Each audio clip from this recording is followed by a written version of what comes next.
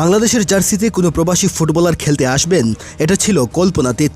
তবে সেই কল্পনাকেই বাস্তবে রূপ দিয়েছিলেন ডেনমার্ক প্রবাসী ফুটবলার জামাল ভুঁইয়া। তার আগমনের পরই বদলে যেতে শুরু করল দৃশ্যপট।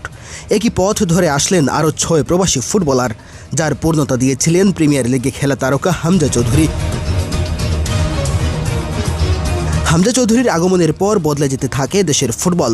একসময় যেই ফুটবল থেকে মুখ ফিরিয়ে নিয়েছিলেন দেশের মানুষ, তারাও ফিরে আসেন চিরচেনা ফুটবল অঙ্গনে। বিজ্ঞাপনদাতা প্রতিষ্ঠানগুলোর আগ্রহ বাড়ে সেখানে। জেগে ওঠে দেশের ফুটবল। সেই ধারাবাহিকতায় ২২ বছর পর ভারতকে হারিয়ে দেয় হামজা সামিদ সোমরা। জামাল ভুঁইয়ার আগমনের পরও অনেক প্রবাসী ফুটবলার ছিলেন দ্বিধাদ্বন্দ্বে। লাল সবুজের জার্সিতে খেলার সিদ্ধান্ত নিতে করতে হচ্ছিল অনেক হিসাব নিকাশ। তবে হামজা চৌধুরী আসার পর সেই সংখ্যা কেটে গেছে। একের পর এক প্রবাসীরা আসছেন লাল সবুজের প্রতিনিধিত্ব করতে। বাংলাদেশ জাতীয় ফুটবল দলে যখন প্রবাসীদের জয় জয়কার, তখন আবারও আলোচনায় আরেক ইংল্যান্ড প্রবাসী ফুটবলার অ্যাডাম আব্বাস। দর্শক থেকে সাংবাদিক, সামাজিক যোগাযোগ মাধ্যম থেকে খবরের শিরোনাম, সব জায়গায় আলোচনার টপিক এখন অ্যাডাম আব্বাস। অ্যাডাম আব্বাসের বয়স খুব বেশি নয়, মাত্র 18 বছর। তবে বয়সের থেকেও আলোচনার মূল কেন্দ্রবিন্দু তার বাংলাদেশের হয়ে খেলার সম্ভাবনা নিয়ে। তবে সেটাও কেটে গেছে।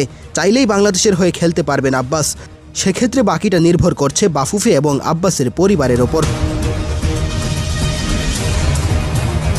অ্যাডাম আব্বাস বাংলাদেশি অরিজিনের ব্রিটিশ ফুটবলার। তার মায়ের জন্ম ব্রিটেনে হলেও নানা বাংলাদেশি। তবে তার বাবা জ্যামাইকান অরিজিন। আব্বাস খেলেছেন ম্যানচেস্টার ইউনাইটেডের অনূর্ধ্ব 14 এবং অনূর্ধ্ব 16 দলের হয়ে। ম্যান ইউ একাডেমির ফুটবলার হিসেবে খেলেছেন আলেকজান্দ্রো গার্নাচোদের সঙ্গে। এরপর বার্নলি অনূর্ধ্ব 18 দলে খেলেন। মেজর ইনজুরির জন্য বেশ কিছুটা সময় ধরে ছিলেন মাঠের বাইরে। তবে ইনজুরি কাটিয়ে আবারও ফিরতে চান মাঠে। বাংলাদেশের হয়ে খেলার আগ্রহ দেখিয়েছেন এই প্রবাসী ফুটবলার।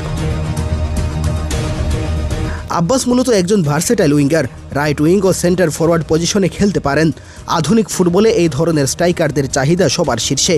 কেননা কাউন্টার ফুটবলের যুগে এখন কেবল ডি বক্সে বসে বলের অপেক্ষা করা স্ট্রাইকারের কাজ নয়, নিচে নেমে প্রেস করা, ডিফেন্ডারকে কাটিয়ে রানমেক করা কিংবা পেছনে নেমে বল বানিয়ে দেওয়ার মতো কাজও করতে হয়।